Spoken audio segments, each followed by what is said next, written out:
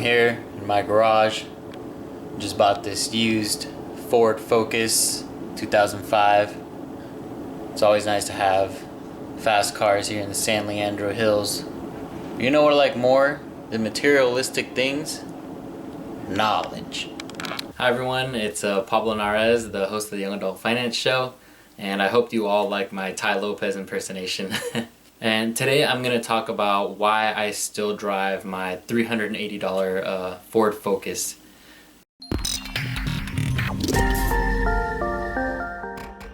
Let me just start off by saying, so I received this car back when I was a sophomore in high school by my parents, and I am checking my privilege right now because not everyone's parents are able to give them their used vehicle. So I'm going to break down all the reasons why I still drive my Ford Focus today, and I hope to continue driving it for at least another 3 years. So the very first reason is that it still runs.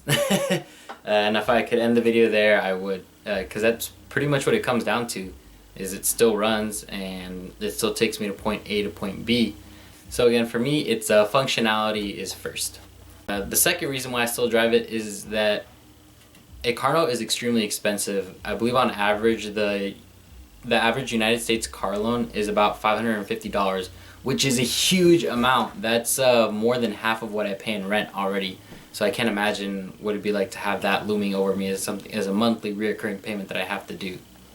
The third reason why I still drive my old car is because of car insurance. If you get a newer car, you will pay more in car insurance. So right now I pay $77 a month for just liability and roadside assistance. So insurance for the most part is based off of two things: your driving record and the type of car you have and how many years of experience you have driving. Like a new car with a bad driving record is kind of like, think of a Pac-Man eating all those little dots.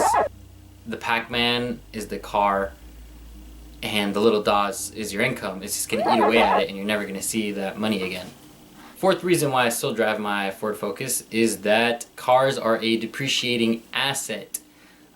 So my car is depreciated almost to zero. Like I said, Kelley Blue Book said it was about $380 for the amount of mileage I have on my car. So unless a vehicle is a super rare or old car, a vintage car, for the most part, it will depreciate in value.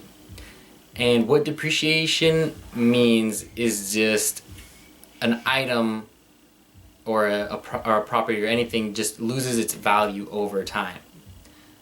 You buy a new car at $30,000, obviously not all cash up front, but you buy it financed, and we'll get into that later on in the video. And it over time, as soon as you drive it off the lot, it already loses 10% of its value right there. So if you have a $10,000 car, let's say brand new $10,000 car, and you drive it off the lot after you buy it new, it's now worth essentially $9,000.